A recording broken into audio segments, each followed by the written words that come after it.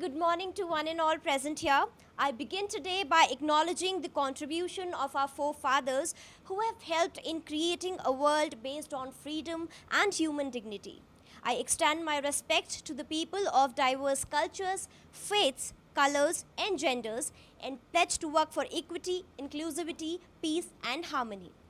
I, Piyush Sharma, Assistant Professor, DME Media School, welcome you all to the roundtable session of the 6th edition of the world's first 7-day staggered collocation conference ICAN 6 that is organized by DME Media School in collaboration with the School of Communication and Creative Arts, Deakin University, Melbourne, Australia, and was sponsored by the Indian Council of Social Science Research, ICSSR. This time, ICAN 6 is organized in a staggered format which will take place at 4 different venues across India and abroad. Phase 1 will be held in Delhi Metropolitan Education, Noida from 19th to 21 June and Manav Rachna International Institute of Research and Studies, Faridabad on 22nd of June. Phase 2 will be in Makhanlal Chaturvedi National University for Journalism and Mass Communication, Bhopal on 21st of July and Daffodil International University, Bangladesh on 5th and 6th of August. I would like to take a moment to introduce the organizer of the conference to you all.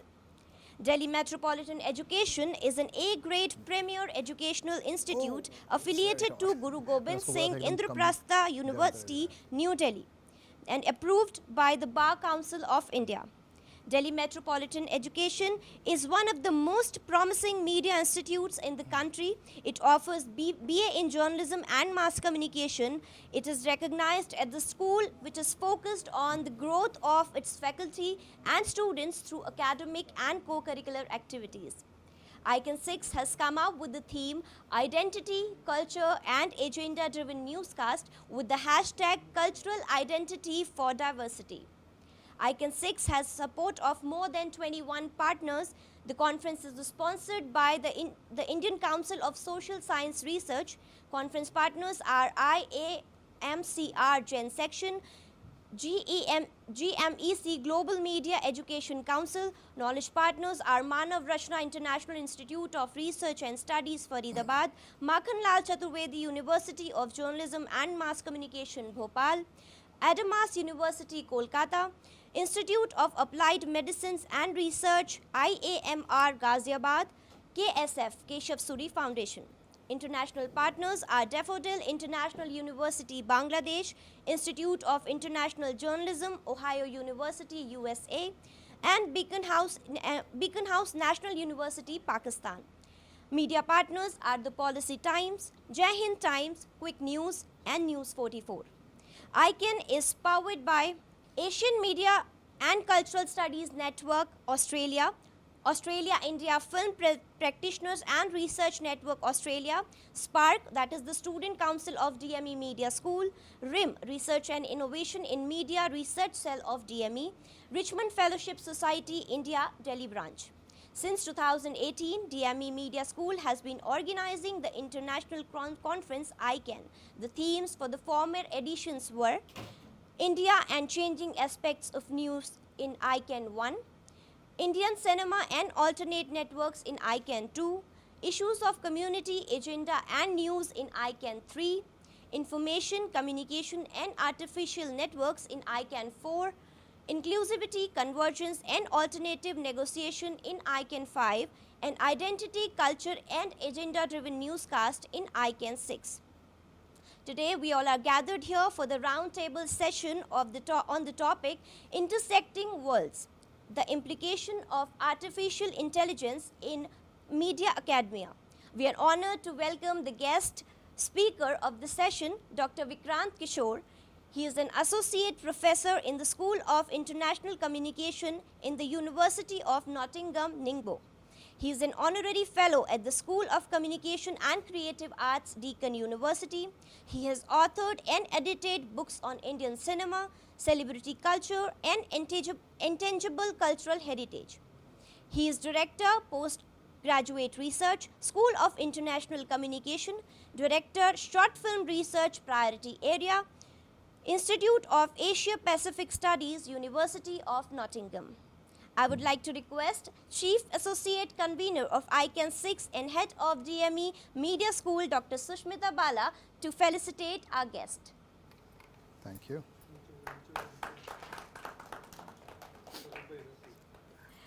This unique conference is conceptualized by Dr. Amrish Saxena, Professor and Dean of DME Media School. He is the convener of ICAN 6. I would invite Sir to deliver his opening remarks. Welcome everybody to this morning session, this roundtable session. And we are really obliged to Dr. Vikrant Kishore, who has come all the way from China to be part of this international conference ICAN and to take this morning session. As we all understand that AI is the most in thing today.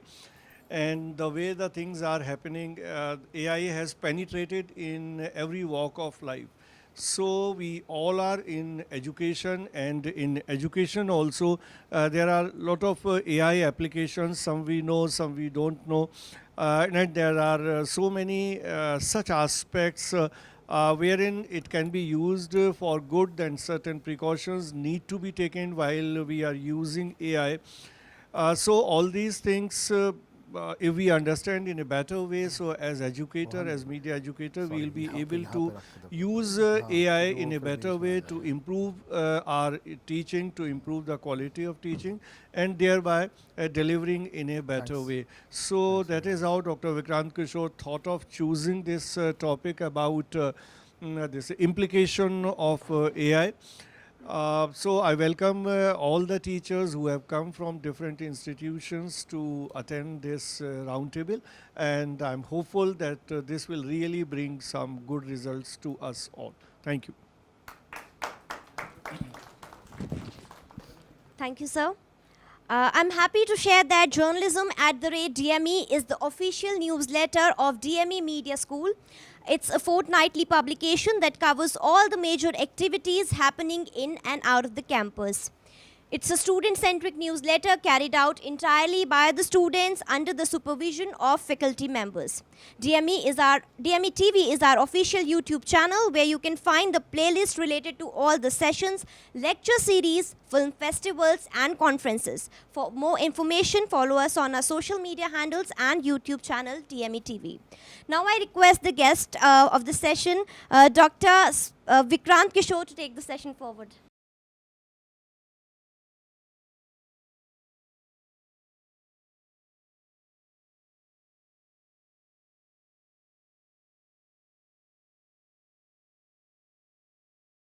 Okay, a very good morning to you all, and I welcome you all to be here and who have agreed to be here.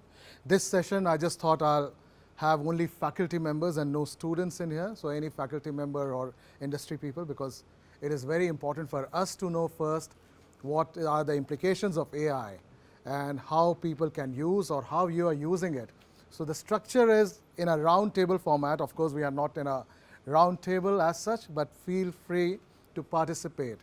I will act as a moderator more than anything. I'll be a moderator. I'll throw key questions to you where you can participate. Okay, I need to hear from you as to what has been your experience in using AI, what you are doing, or if you are not doing, then do you have plans to, in a way, get engaged with AI? And why it is important to learn and know AI, okay? And I'll talk about a few tools which you can use as productivity tools, okay? So it's very important for us to be embedded with the AI tools in teaching and research. Today, while I'm talking specifically in terms of media, this thing can be actually applied in every discipline, okay? So it's not that these are the tools that is only going to be in in media or journalism. It can be anything, but our focus, because we are media educators, so that's why I have kept the focus on media especially. So just to start with, 10 minutes I'll take to do an introduction. So what artificial intelligence does, and the intersection of artificial intelligence, it is reshaping how contents are made, how do we see things, how we perceive things, and also it in a way tries to see your engagement to show what might be the next thing you want to watch. Okay, so generative AI is something which has come up. It can be simply as Netflix. You watch Netflix and you keep watching. So after a week, you'll see that most of the kind of your Netflix profile would be different from your another family member. Why is that? Because it is basically reading what you are doing, and it is creating or it is pushing through content to you based on what you are watching. So while my playlist at my on my Netflix, it's more action, drama, international movies. My wife's would be a very romantic based playlist, and my daughter's, of course, she goes into the kids mode. It is what she's watching. And of course, with kids profile also, you'll have different kind of kids profile as to what you're watching. And these are done through generative AI. So, and when we talk about media, Associated Press uses automated insights, Wordsmith, an AI system to automatically generate news stories or earning reports. Similarly, the BBC uses AI to organize, tag, and archive content, turning massive volumes of data into searchable and accessible thing. And this is what we are doing, like using meta tags on Facebook or Instagram, hashtags. All those things are again generating things in a kind of a thing. You just go and look for a hashtag and you'll find things out there. So I'll give you an introduction. So this was a kind of a brief overview. So introduction, then overview of AI in media academia, and then we'll talk about challenges and obstacles.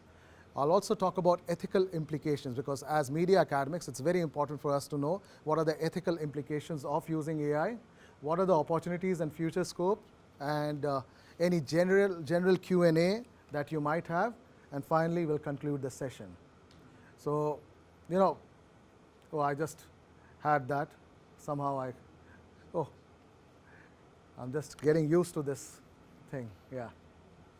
So, if you look at what AI is, okay, artificial intelligence, it's not some robot who's out there to beat you up and find ways to, what we watch in films. It's not like that. AIs are generally systems or machines that mimic human intelligence to perform tasks, okay? So they are just things for us, tools that we can do things. And AI can learn and improve from experiences. So more you interact with AI or tools of AI, it will start guessing what you are wanting to do next. And ChatGPT is a big example that the kind of questions you ask, it will start generating those kind of answers. And you can also ask follow-up questions. So you will have answers onto your follow-up questions or based on what response was provided earlier. You can keep on asking one set of questions again and again, and ChatGPT would keep on repeating. And ChatGPT can also learn things from you, okay? You can also train ChatGPT, in this way you write, So, for example, you can pick up one article of yours and you can say, hey, ChatGPT, can you write according to my style? And that would be your prompt. And I'm going to give you 10 paragraphs to write according to my style. And ChatGPT will say, okay, give me the first paragraph. You copy and paste the first paragraph. Like that, it will ask you for the second paragraph. And after 10 paragraphs, ChatGPT is ready to imitate your writing style, okay? So it can replicate your writing style to write your answers. So a whole lot of time people say, oh, it's generated from ChatGPT, but even you can actually beat that kind of understanding of people and regenerate things which would look like yours. It can be a very plain English, it can be very hi-fi English, or it can be Hindi, because ChatGPT, remember, it's a language tool, it's a language model. So use it for translations from English to Hindi, French and all. These days I've been translating a whole lot of my stuff because I'm doing a multimedia exhibition in France. So I'm wanting to do lots of my translation. So earlier I would hire a translator to do my work. Now I'm getting ChatGPT to do it, and then I hire someone for 2 hours or 3 hours for them to go through it if it is matching, So they don't have to spend, so I don't have to hire them for maybe 3 or 4 days to do that work, but I'm just getting them to come and do 2 hours of, proofreading and finessing that thing. So whole lot of things. So again, and that's what ChatGPT works. But then there are many other AI as of now.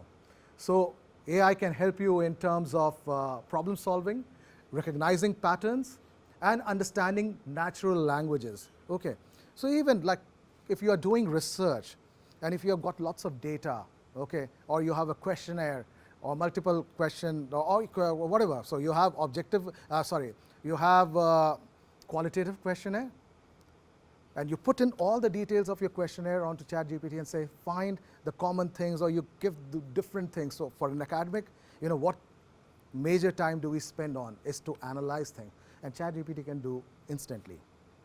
Things like, cite, that is another tool. It can do it for you. Elicit can also look at those kind of things. So there are other particular, AIs that can work around that.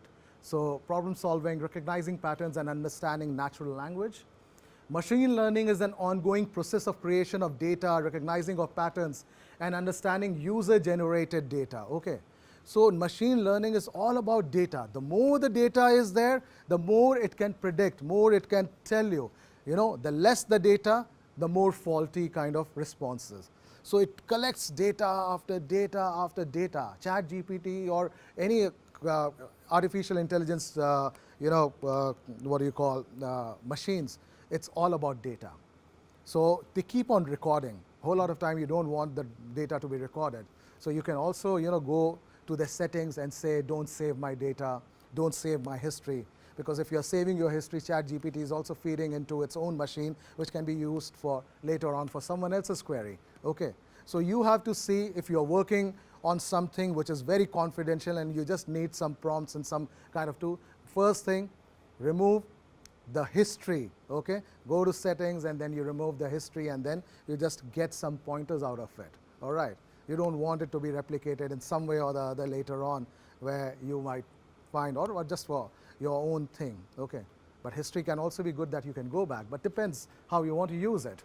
And Netflix or YouTube utilizes AI recommendation algorithms to learn about user viewing habit and suggest content as per their preference. And you all know it very well. You do it. Any OTT platform is just not, related to. So I asked ChatGPT, what is artificial intelligence? So, just to get you. So that was first was my kind of, finding things, and even my research was based on lots of AI responses. But this was ChatGPT, in fact, had a kind of full article-based thing as to what AI does. Okay, I'm not going to read out everything, but, and then Bard. Okay, this is Google's Bard. So this is another thing which has come to, come as a kind of a competitor to ChatGPT. So, and for general users at the moment, you have ChatGPT 3.5 access. And there is for paid subscriptions, you have ChatGPT 4, which is much more intelligent. Okay, so yeah, I have a paid subscription, so I keep checking what is 3.5's response and what is 4's response. I always find 4 is much more intelligent and can gather more things and all. So while while the free version might have limited limitations, the the paid ones are giving you. But then that's going to be the field that you will be navigating, that you will have to rely on lots of subscription if you want to be with AIs, and especially productivity tools that would be very, very beneficial for you. So anyway, moving on to, so just to give you an overview of AI and media academia. Firstly, how AI is impacting the academia. It is impacting in a big way. And the first response for academia was, damn, plagiarism.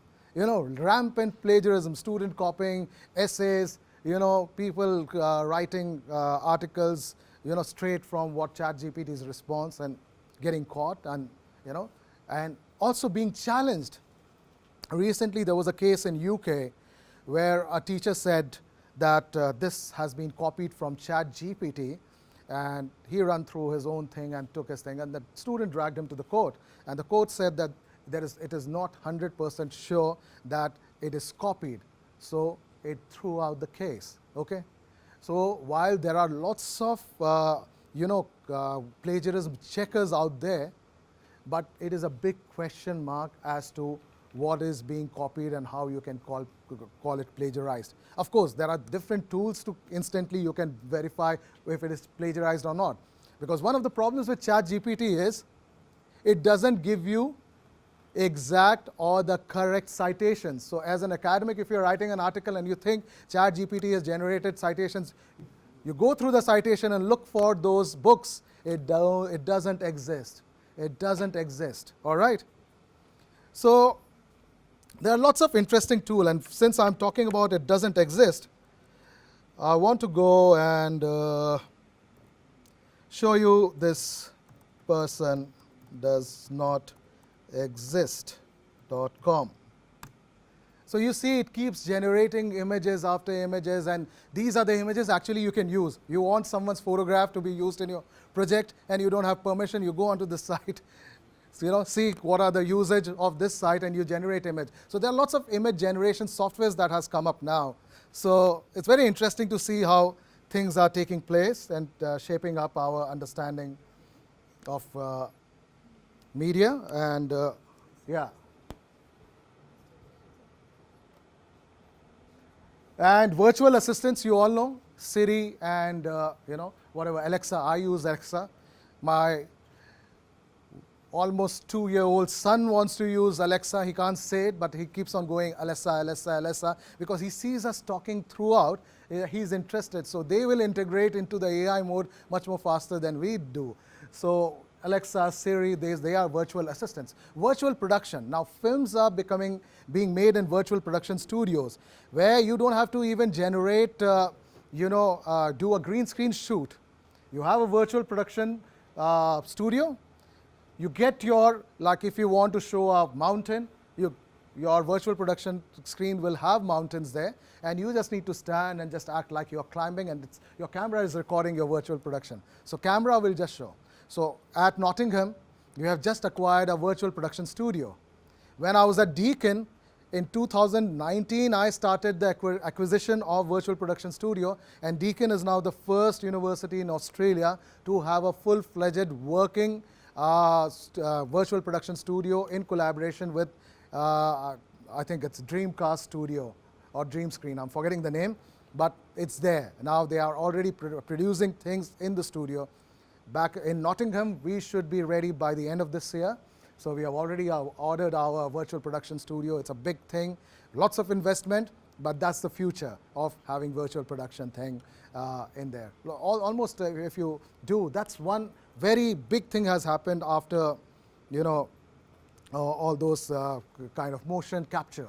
So motion capture is also one of AI thing as well. Personalized content, as I said, we have lots of personalized content.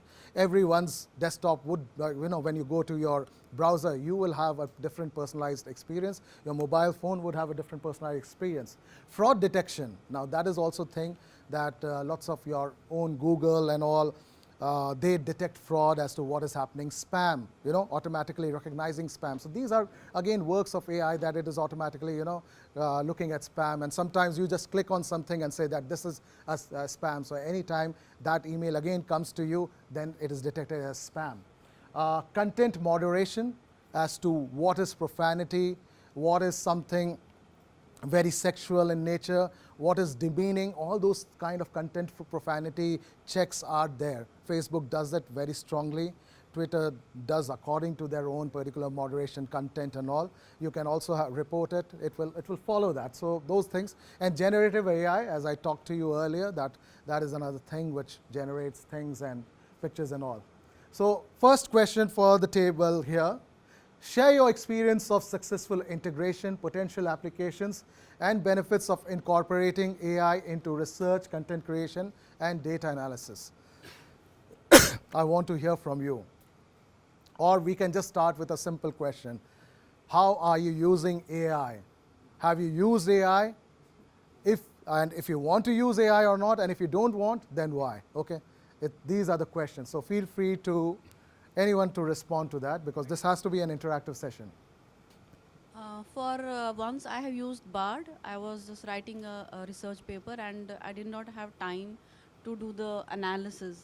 Okay, so what I did, I thought that why should not try it once? So I put the whole table in the BARD section, and I just Prompted wrote it. prompt. Yeah. Interpret the data in the table.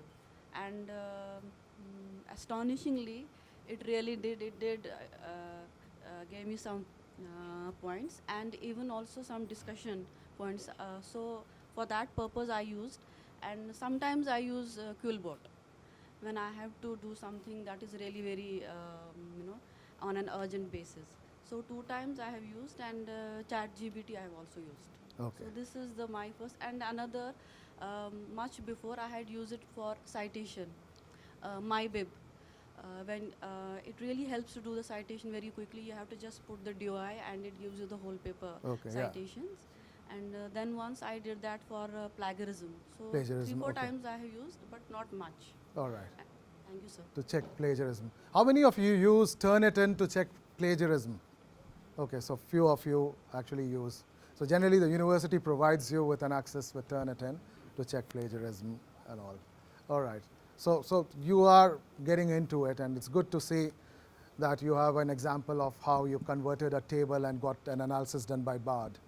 So did you just copy and pasted your analysis, or did you rework that analysis? I did rework, but it did help me to do the work quickly because I did not have time. Okay. So I was just thinking how to do it, and sometimes the students write. Okay, they have just graded it 1, 2, 3, 4. Okay. So I wanted it to do quickly. So it helped me that how I should interpret the data. Okay. All In- right. in Yeah, simplest and form. that's a valid thing. That's a valid thing, because one of the things of AI, these are productivity tools, things to help you in your productivity and not help you to, to create things for you. So always one of the rules of using AI is that AI is there for your productivity work, to help you understand and to help you, in a way to shorten your particular time to do some of the things that would have taken lots of time. But AI should never become that, hey master, tell me what is the answer of this, and the master gives you the answer, and then you just copy and paste that answer. Because this master will be giving the same answer to 100,000 people across the world. So soon you will get that. So recently, another example, a lawyer. He wrote a law paper, and presented it for a law journal, and he was caught. Why? Because he used ChatGPT, but he didn't use his brain. That there are fake citations generated by ChatGPT, and they were all fake citations. And the person had to just go through a Turnitin, or person who is aware, an academic or someone who knows law properly. They just had to go through that and just try and find the books and all. It was not there. I tried that. I asked ChatGPT to write something for me. It wrote a fantastic article. And I said, please use citations. And it also gave me lots of citations. But none of the citations existed. All right, none. So it creates your own thing. And it looks like, damn, they have given me the citation. But there is another site called Cite, S-C-I-T-E, Cite. It actually gives you the real citations. So it works on Cite, all the particular journal databases, and whatever you write, it can throw up citations for you, which is there. All right? So that's another thing. So MyBib is very good. Yeah, MyBib and lots of those kind of. So they throw up citations and all. Most of these again are paywalled, so you have to go through you have to pay, because of course because they are using databases and all, so they want you to pay. All right. Anyone else who would like to share their views? Okay, Pramod. Yeah. Sir, I use ChatGPT only for the purpose of summarizing some of the long content. So I realized that like if reading a book would take 10 days for me, it is helping me in summarizing the data and reading the same contents and getting the exact idea within 2 days.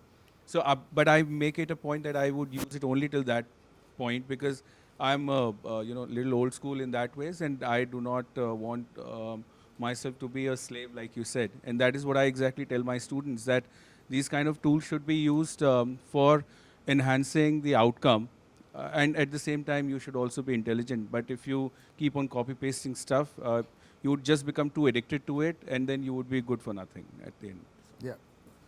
Anyone else? One more. Okay. There.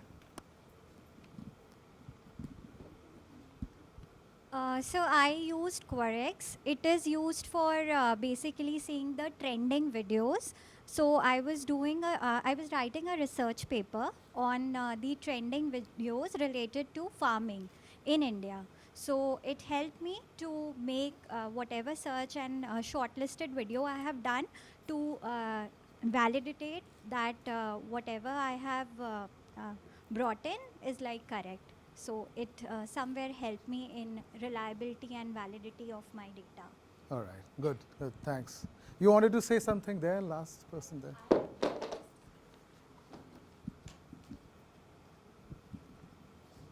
So I have also used it first to explore what ChatGPT and how Google Bard, all these are working.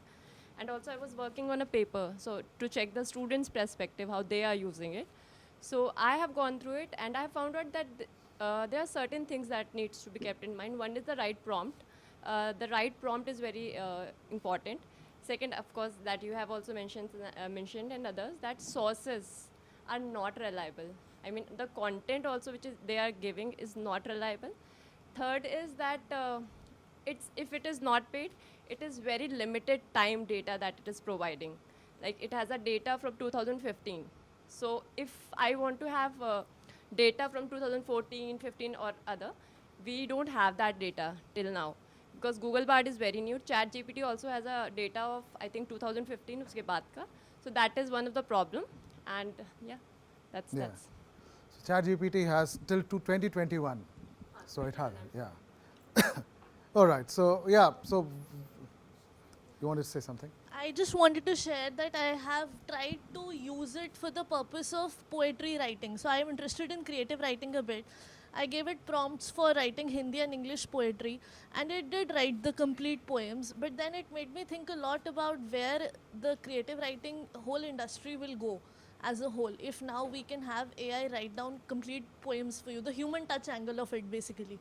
Yeah, but that is a very, I would say, a problematic situation, and that is not creative. There is no creativity in creative writing of an AI. The whole process of writing a poetry and being creative is being in that zone. It's about that emotion. It's about that mood. It's about those reflections, okay? An AI can generate because it is going through those kind of language structure and it is throwing out things, and a plagiarizer might be very happy using that, but a poet would never do that, you know. For poetry, you are not looking for shortcuts. You are looking for those emotions to connect with words. So I pity those people who would be using it for poetry and wanting to publish a poetry book. There will be hundreds of people doing that. But then, what's a poem which is not a poem? As simple as that, you know. Good morning, everybody. My name is Arushi. I'm a research scholar from Amity School of Communication. And sir, I'm a spiritual motivational speaker. So I go across the nations for my spiritual talking. So recently when I was in London, so I'm a part of Brahma Kumari's International Spiritual University.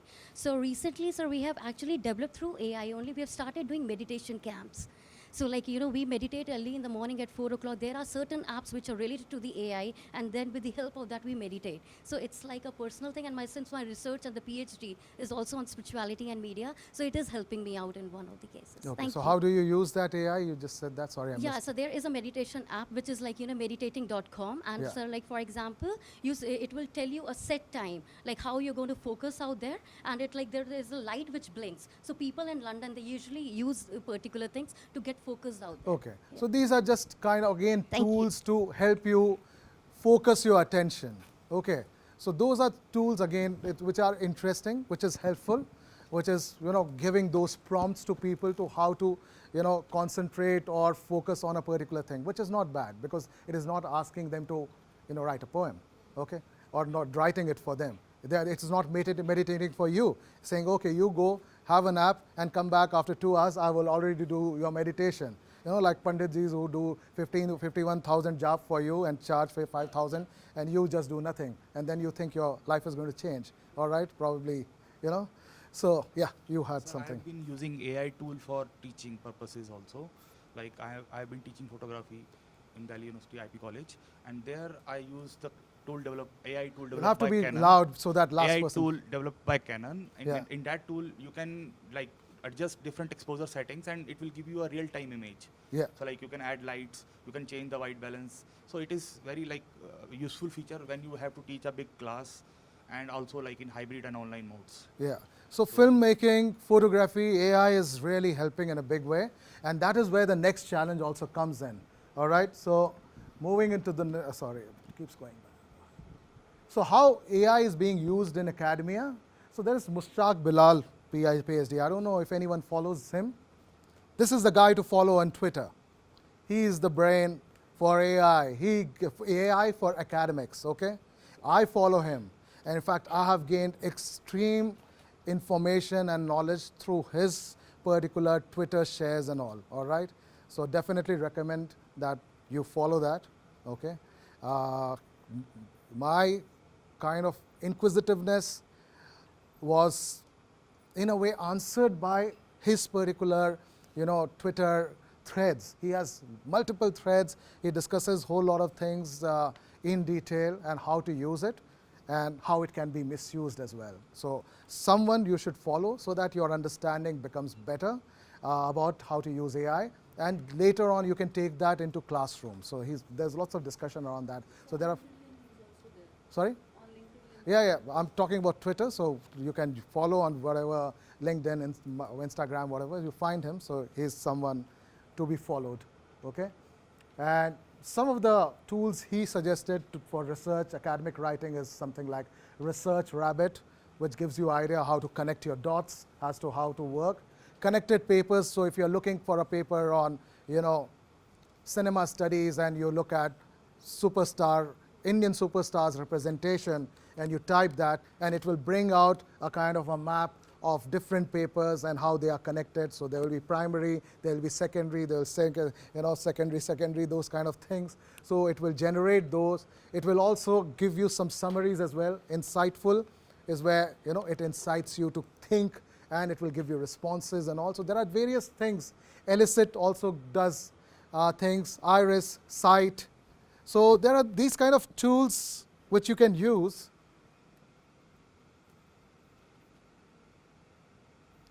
So ChatGPT you all know, Bard you know. This is Mushtaq's particular page at Mushtaq Bilal PhD. SciSpace, your AI research assistant, and do hours worth of reading and understanding in minutes. What just Pramod said, he wants to summarize, and lots of times there are books which are too huge and you don't have time, you want a kind of a summary, but more than a kind of a the back of the book, those kind of summaries. So these can help you to do that. Then assistant by Cite, okay. Ask a simple question and get reliable answer. So I'll say, can you write on artificial intelligence with valid source? It takes time because it searches a kind of a database. But anyway, let it search. There's audio pen. Okay, audio pen is where you can record your random thoughts that I want to write. I'm not getting something to introduce. Okay. So please refresh. So with audio pen, what happens that when you have lots of things in your mind, at the moment I'm trying to talk about artificial intelligence in a random way. What audio pen is going to help me do that is to summarize my thoughts and put it in writing. And that can help me to use it as my introduction for my next lecture. And I would want to see that how it can generate some text and a kind of a title for what my next presentation should be. So I would like to see, in my next AI class or AI roundtable, how to get people more involved and get their point of view across. So 24 seconds of discussion. It's uploading, transcribing, and then it will summarize. Okay, assistant is still doing it. It also depends on the speed of the internet, so I'm not sure how much. Okay, let's go to Jenny. Jenny helps you write, and Jenny also predicts what you are writing. Okay, so Jenny is really helpful. So I want her to write An essay about the implication of AI integration in media academia. Start writing. Okay, internet. That's a big question. AI in media academia implications essay. Introduction to artificial intelligence. Academia has already thrown the integration of artificial. Do I want to accept? Yes, say, oh, I accept it. AI is very helpful. And I'm stuck, okay? I don't know what to do. And it predicts what I should write. And I say, oh yeah, it's good. I want to accept it. It's very helpful in predicting benefits of AI integration. So it keeps giving you write 2 letters or 2 words, or you write 1 sentence, it leads on to what you want to write. So it's predicting what you want to write, okay? So whole lot of time, lots of people can generate that kind of content here, you know, by writing, be free flowing, and it keeps generating, and you can keep writing a full essay. You do that, it helps you. It keeps on adding things like that, okay? Elicit is still loading. I don't know what's the problem with Elicit. Elicit is another tool for academic writing, and as yeah, I'll come back to that later. Let's go back to this. So academic writing. Then you have got something like AI-powered search engines, Consensus, Search Smart. These are AI-powered search engines. So it will throw not only search what you have looked for, but it also gives you connecting points and things that can be helpful for you. So something that you can use later on.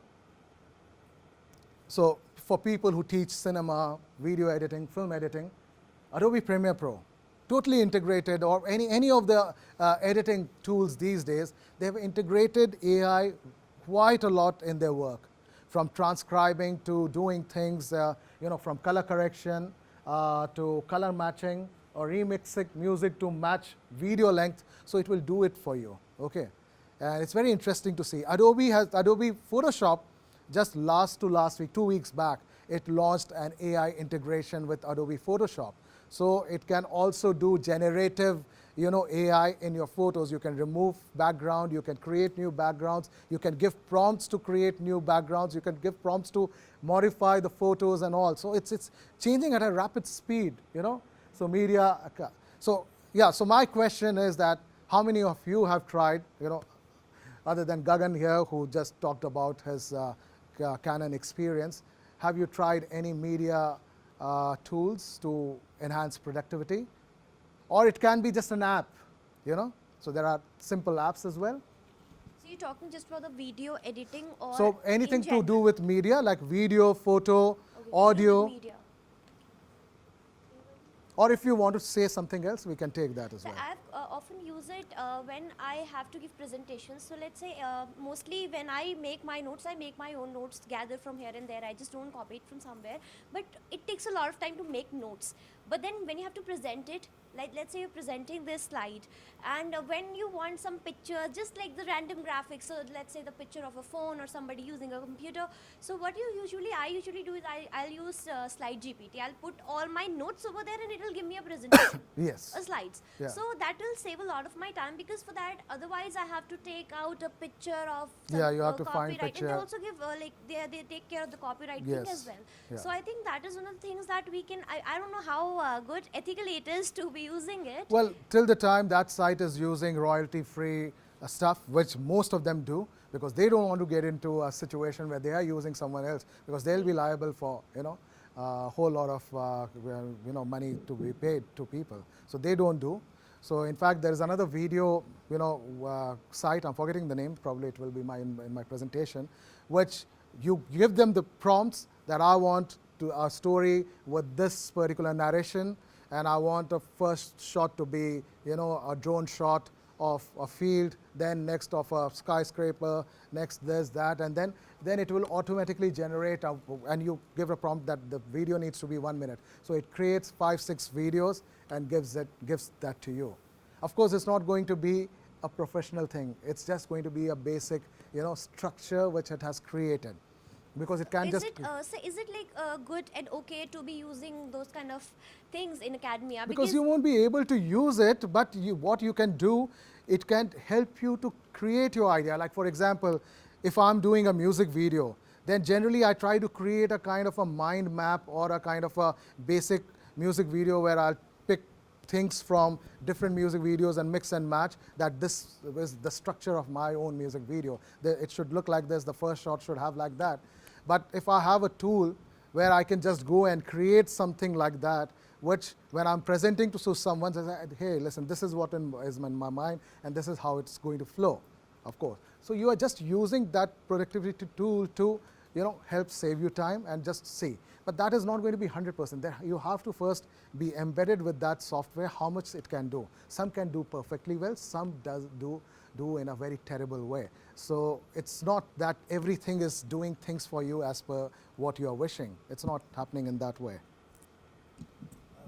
I just need to say one thing. Like I'm using Photoshop, Adobe Photoshop Yeah. since 1990, right? So I still remember the photo color corrections. We used to take a lot of pain, removing the spots and all, right? But nowadays, what happens is Adobe is gradually, adding lot many things. Now, what we can do is, if I had to remove some area, I just select it, go to edit, fill, content aware. It will automatically generate the background. Yeah. So these are So happening gradually. Gradually, yeah, it's happening. Like Photoshop and all, they are gradually. But Photoshop integration with AI is a new thing which just happened. So getting the AI to do it. Of course, the software part where there was, so with AI, because AI is also developing on the data that you're feeding. It is improving itself on the fly. Whereas the software was only doing what it was there to do for you. Okay. The difference between a software and an AI is that a software is doing a specific work that you're asking it. Whereas an AI is also remembering what you have done. AI is learning from what it is generating and what is being generated and thrown out. So it is an ongoing learning process. It learns and it gives you much better answer. So even if you ask a question and the first answer you don't like, you press regenerate, it will regenerate. You press it 20 times, it will come up with much more refinements and much more interesting inputs into it. Things like that. You can also get it to summarize and expand things. So there are lots of things that you can do. AI in photo editing. So that's my daughter and that's me. So the little girl is my daughter, and I just used a simple app called Lensa. And sometimes, and if it gives you, like, if you ask for 100 photos, if 20 are somewhat usable, 80 will be something which you really can't even think that that's you. It can make you look grotesque. Your teeth will be coming out of your cheeks. It generates lots of problematic images, okay? Horrifying images as well, because it is just randomly generating. Some can become very good. And generally for our public, social media and all, will find those 2 outstanding photos to share. But then these are not perfect. It does not create 100 really good photos. It will just keep on randomly doing that. I just chose not to show those photos because I just hate seeing myself in that, or my daughter. But these are the ones that, if I want to be an astronaut, that's me. Or if I want to be a superhero, that's there. Or my daughter in a kind of a comical fantasy tale, or more like, from Harry Potter movie, or just a Christmas one. So you get all those kind of things, which is interesting. So AI in photo editing, lots of apps have come, for doing or using this. Everything needs money. So people are actually, using AI and using their own brain to create these kind of new apps, which might give you something interesting. Now, things like AI video generators, which gives you, so there are these 2, Synthesia or Capwing. They generate AI-based videos, okay? So you can go through that and give them prompts, and it can create videos for you. So like photos, and try and see if you can use your own some original video and change it into something, then that would be another interesting way. I've been in talks with Cesar Romero Pose. He's a Spanish filmmaker, and he's getting into Netflix for AI. So he is creating a particular streaming system. In fact, I told him that today I'll be talking about you in this thing. So his particular AI films. In fact, he contacted me via LinkedIn to make some AI videos and submit it on his Netflix portal. And that's how we started talking. He was trying to do a bit of marketing. I was finding some more, room for myself to expand my understanding on AI and its applications, and what best to do then from a practitioner who's been working in that. So he's looking at all those kind of AI-based films, short ones. So go to his website. It's there, aifilms.ai, and look for it. So having a Netflix for AI, okay, AI-made content generated. So people are also looking for it. And later on, whatever content you generate, they will also have a monetization thing in there. So you can also look at AI content creator or AI content video generator. You can do that, and there are film festivals now for AI content made videos as well. So that's another thing. Okay, so what is your perspective of AI in media academia? This is a question to you all.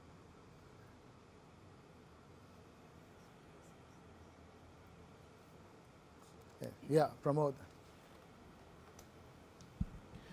So the perspective would, depend completely on like which side of the academy I'm in. If I'm a teacher and if I'm a student, the perspectives would be very different. Yeah. As a teacher, I'm very much concerned about how it is going to impact the already declining, cognitive abilities of a lot of students who are just so relaxed, on getting to use these kind of tools. But as a teacher, I feel that it has really helped me in consumption of more content in a shorter span of time, in an easy way. So, a person, somebody who would be doing something in 20 years can actually get the exposure of around 50 years within those. So it gives me a lot of relaxation. So even if I feel that I've lost a lot of time in not reading something, I can still catch up with that. But from the perspective of a teacher towards the students, I'm very much concerned. Yeah, and that is what a big discussion has been happening in my universities, both the universities, back at Deakin and at Nottingham, as to how do we, come face to face with this kind of challenging situation where plagiarism becomes, a big problem. So let me just finish it and then I'll come to you. So one of the things has been that we need to start thinking about out of the box essays, out of the box kind of projects and things which does not rely on AI generations, where students have to think in some way. They have to involve themselves in some way where their effort will be marked and not about, some kind of a rote essay which they can just use any of these AI. So now we are rethinking about our strategies in terms of designing assignments even for theory-oriented courses. Okay, so that's the thing that we are doing now, is that, and that's why it has become very important for us to rethink our strategies, rethink our assignments, and we can't stay in those kind of same old assignment mode, which ChatGPT and others have prepared themselves to help these new breed of students. Yes. So in my opinion, as a media practitioner, I think that AI has much more use, because media, that trajectory is always changing and it is always getting better and better with technology. So AI is a tool where we can cope up, and in terms of where it can help students. So because many students, they have such a good thought process, but they cannot write. And sometimes they are not able to inscribe their own thoughts. So their AI can help them, number one. And number two is like, we have been seeing that there are a lot of research that has been done from abroad, but from Indians, we don't have that kind of standard, or sometimes we don't have the guidance, basically, what I feel, because in my PhD and many things. So here I found that if sometimes I have to get some better idea or something like that, I don't understand.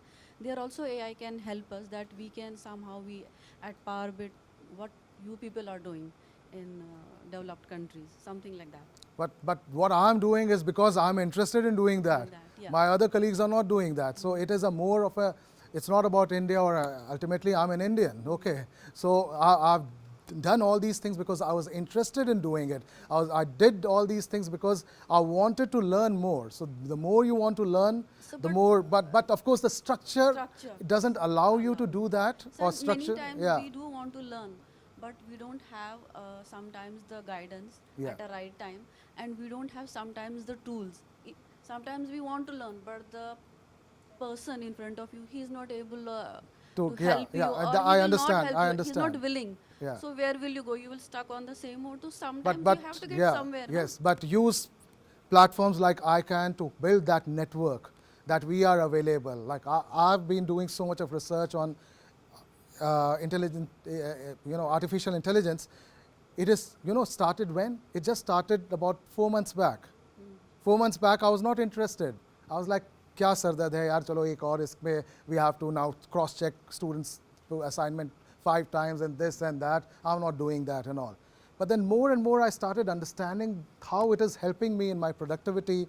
The way you had at your table, I had my analysis. Recently I had to write an article on, on journalism and activism, and I was doing a whole lot of quantitative and qualitative analysis.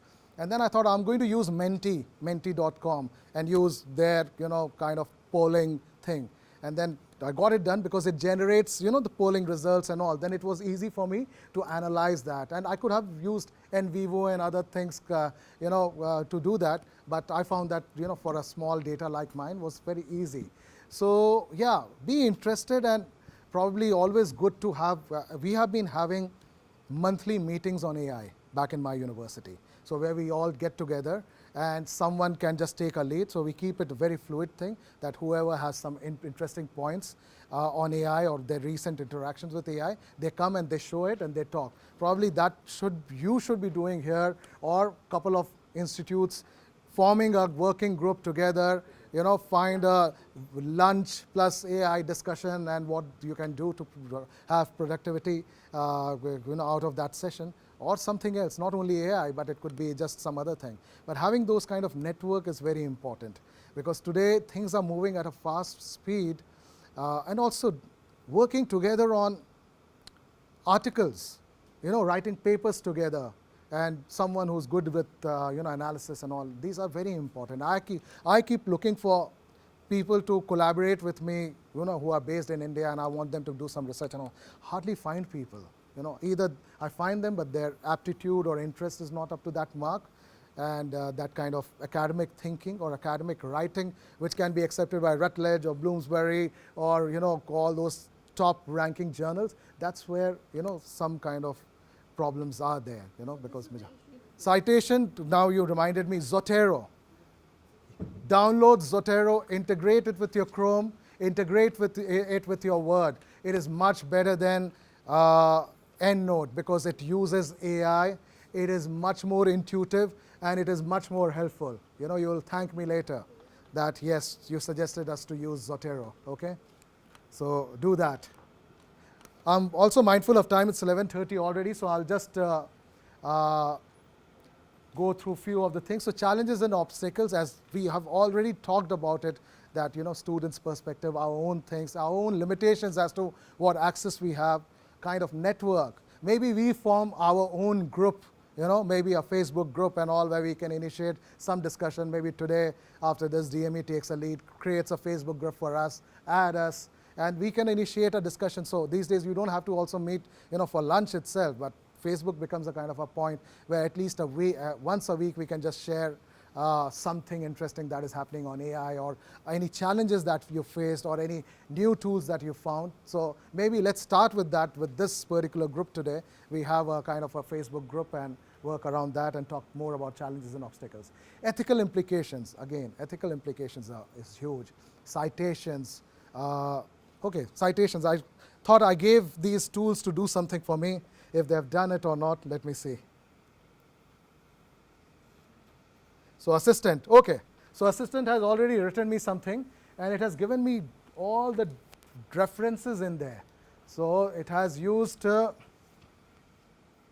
couple of references. So reference 1 there, and it is also summarizing what that reference they have used. They have summarized what it is talking about. Reference 2, reference 3, and it is giving me how much citation it has got, number of publications citing this work, 1, number of supporting citation 1, number of mentioning citation 3. So you can also see, now this is a very good one, number of mentioning citation 141, number of supporting citation 5, number of citations 170. Now this is a very good, and you can actually click on that and it will take you to that paper also. So for academic, finding their own kind of book, but only problem for us media academics is that they don't have enough database to support media academics. So you will always find very, very frustrated that, oh, not all are there, but you will find a few. So just for your research and just to get some thoughts around, it will be good to, get site assistant to work for you. Audio pen. Okay, so now it has summarized what I have thought about, okay? So when I was talking, I was recording. And whatever my recording, so it has summarized some of my things, AI thoughts, audio pen assistant, lecture introduction, so it has created a kind of a short introduction as to what. And there are different things. I can just get a full transcription of whatever 4 minutes I do. I just have to click and I can go into transcription mode and all. So lots of times, like for a person like me, I'm not a writer. I'm a filmmaker. I like to make films. I can think about visuals. I can think about a film storyline and all. But when it comes to academic writing, I struggle. I procrastinate. I keep thinking. And then after 5 days, I'll write 2 paragraphs. Okay. But what my thinking which is going on about that, if I'm able to talk through that and get something to summarize it, it's my thought, it's my thinking, and get it for me, wow. And I've been now I'm trying to use this. So not only audio pen, but just random recording and transcribing. So I can lots of times I just go on Zoom, turn it on, and just me on Zoom, put the caption on and keep talking to Zoom. Stop it, record the whole thing, and later on, copy the transcript, and then, start. Use the AI then. Okay, finesse my, thought process here. AI comes up with a new finessed thing. It is yours. It's not AI's. It is yours again. All right. So do all these kind of practice and use these techniques for your own work. All right. All right. I'm going to wrap up in 2 minutes, guys. So there are lots of ethical implications, probably opportunities and future scope. Again, lots unending. We'll continue this discussion later. But anyway, before I end this, probably we can spend couple of minutes, maybe till 11:40, to have any question and answers. Any last thing? Just one question, like how would you, suggest all the teachers and how you also yourself try to manage your creativity and the use of AI in your daily academic life, so that it just doesn't lead to the deterioration of an individual? I mean, what would you suggest? Well, I've been managing both quite well, and good thing is that in universities abroad we have a structure which enables us to do that, because we always, so according to your post, like I'm an associate professor, so I get to teach. My workload is like 100 out of 100% workload, 40% is teaching, 40% is research, and 40% is any admin service. Okay. So I know that 40% of my research is where I'm doing my creative work. I'm writing articles, I'm making films, I'm doing all those things in the community, admin, and all those things. That's where I'm going out and meeting people. So my time is, and then 40% where in the semester, whatever, I generally teach each semester, my teaching hour is 6 hours each semester. So it's not too much. Rest of the time, 2 days are fully where I'm immersed in my research or doing film editing or things in my office where I don't, and one day I meet students and talk to them. And I know in India it's different. It's like you're teaching 40 hours or you're doing this meeting, that meeting. That is a very different thing. Probably one of the kind of problem is that understanding that the teachers need room and they need breathing space and they need to develop themselves. The development part is very important, which is missing here. And probably that's the problem of a very kind of a business mind oriented, that we have to just, keep teaching because that gets you. But it's not, you have to have. So I feel that when I was in India, teaching in various places, I was just teaching. I didn't have any publications or anything. I was making films, which really helped me later on, but I didn't have a single international publication, or rather a single quality publication. Publications were really shoddy, really terrible, and I don't have any problem in sharing that. It was bad because the orientation wasn't that. There was no understanding as to how to even cite. Write is different thing, not even cite, or how to use a citation tool like EndNote, or footnote and things like that, even those basic. But most of the universities now, which are more on international model, the first thing is that you go through a training of EndNote, you go through the training of how to use these productivity tools for your research and writing and all those things, and then you start responding to that. The more you learn, I had to learn the hard way because I went to do my PhD at RMIT, and that's where when I showed my first written draft of my first chapter, my supervisor was like, "You need help." In terms of writing, it was like that, and I was like, "I've got 10 years experience here. I was the head of this place, and I was doing that." Nothing. It doesn't work. Ultimately, that's a problem. So no matter how much you have put in or how much experience you have, if you have not worked in these areas and if you have not upskilled yourself, then it is time that you understand. Because if you see the future of academia also, it's about quality. It's not about quantity. You might survive for some time in a very mediocre, shoddy kind of educational institutes, but A-grade teachers or A-grade kind of teaching work would require you to demonstrate those kind of that you have citations, you have publications, you have journals, output, and all those things. So that's there. Yeah. So lots of things to talk about there. It's not enough, but yeah. So any last? Hello, sir. I want to know about reliability. What is the reliability of AI? Yeah, that's what we are saying. ChatGPT not reliable, totally not reliable. Okay, reliability. First and foremost, reliability has to be there. Where the reliability has to come? It's here. Yourself. Do I rely on this information? The moment, if in doubt, leave it out. Okay? No second thoughts. No, you don't want to be in a situation where somebody says, "Oh, you are a plagiarizer." Okay? Reliability comes from you. They won't say. They will say we are reliable. Even site says I'm reliable. But when you start asking site to do some citations and all, suddenly you are writing an article on media. It has given you a nice, paragraph on media, and you see the citation. It is from Journal of Medicine. You see the citation. It is from that journal. So it is saying that I'm citing, perfect, the reliable sources. But those reliable sources are not yours. It's not your field. The moment you present somewhere and you say, "Oh, because that journal mentioned one line about media, it has cited that because it has only access to that science database.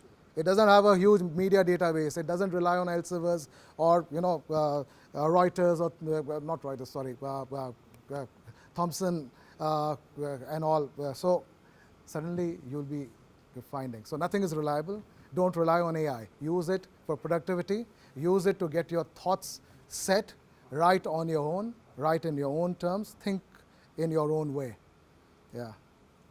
Sir, one question I wanted to ask is when you're from the media, academics basically, you don't really wish to rely on AI so much because it will not give you satisfaction unless you are writing things on your own.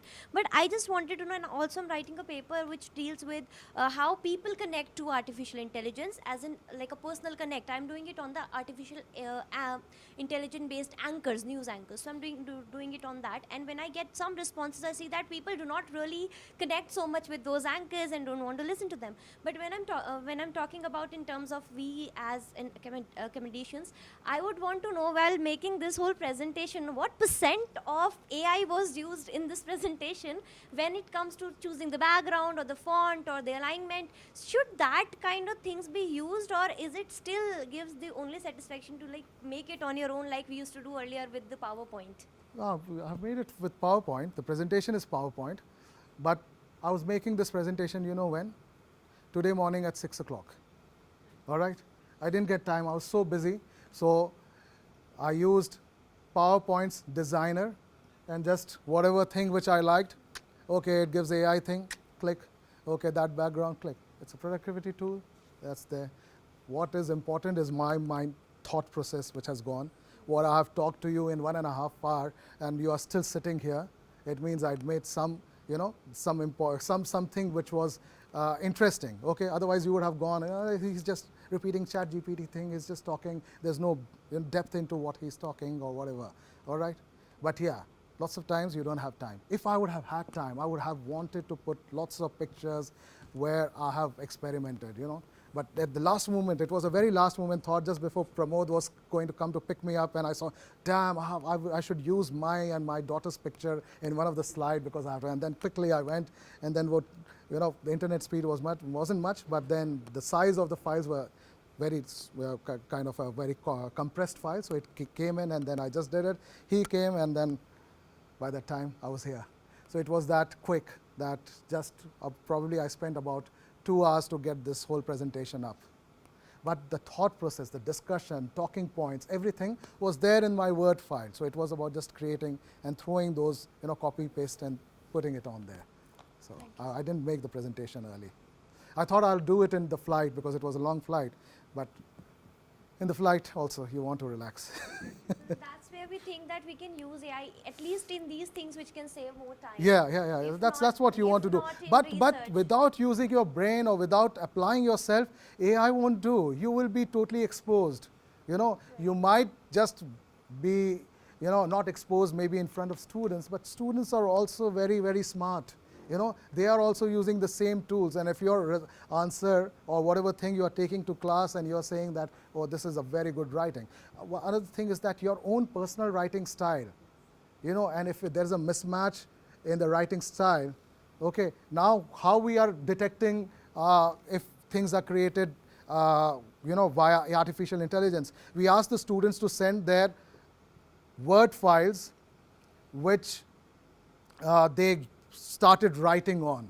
So when they send in the Word file, there is a particular option to look at the history right from they type the first word. You look at the history and then it will show where things were copied, pasted. Not all students know about that.